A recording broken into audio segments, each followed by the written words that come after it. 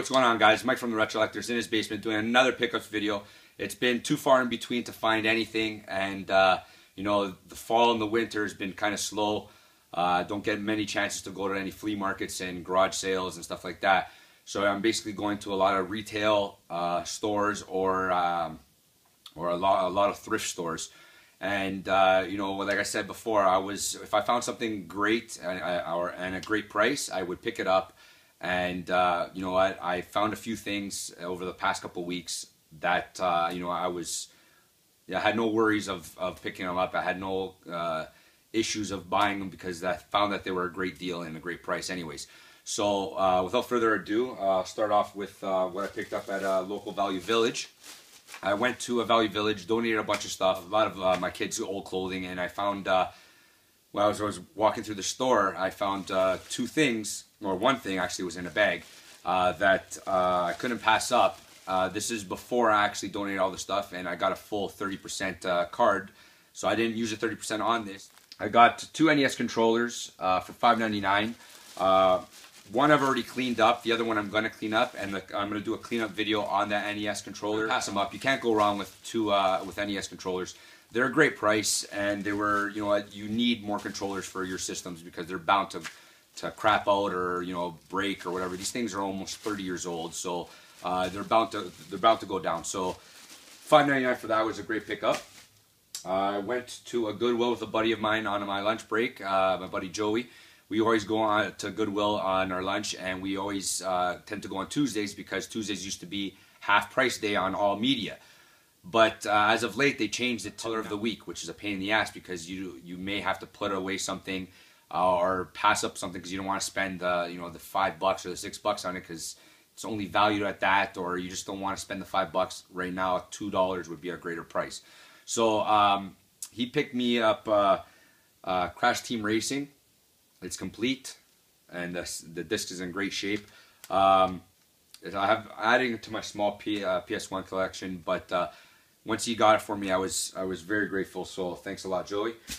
Next, I went to actually I went to go change my tires on my truck, and because it snowed, so I went to go change the tires. And while I was waiting, I went to an EB Games across the way, and I found.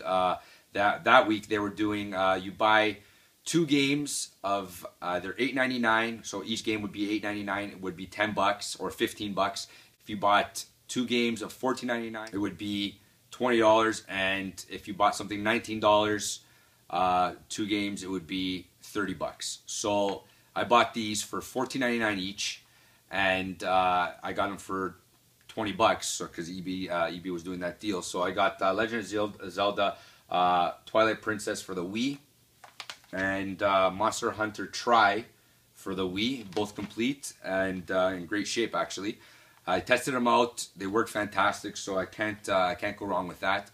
So like I said, these were $14.99, $14.99. You buy 2 of them, you get them for $20. So I got these both for $22 after tax. Then I went to a reused store here in Bolton, and I found that. As I was walking around after I dropped off my kids, I always go to the electronics section looking for anything in particular. Most of the time they always have sports games there, and obviously sports games are a pain in the ass. You know, you don't necessarily want them, but they're always there. But while I was there, I guess I was one of the first ones in the store, and I found 3 PS2 games, you know, pretty decent games.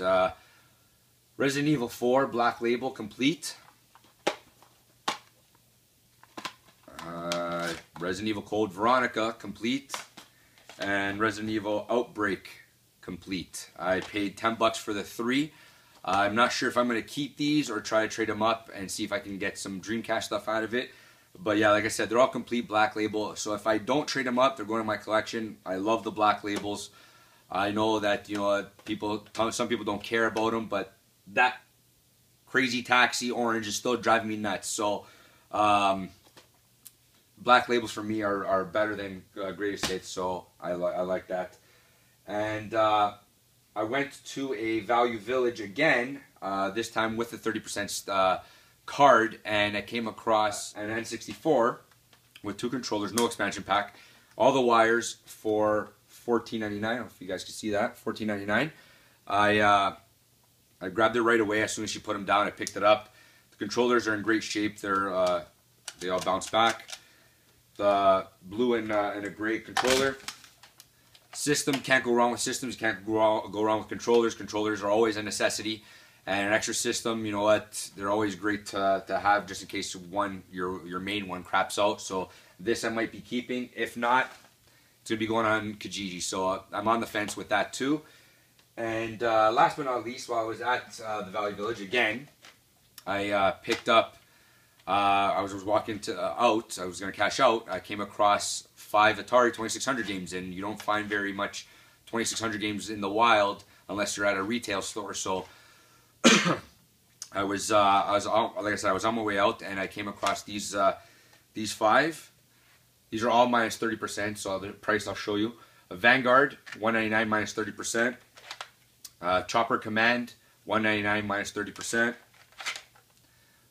Real Sports Baseball, $199 minus 30%. Mega Mania, $199 minus 30%.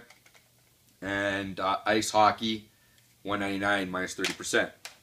So I got the N64 and this.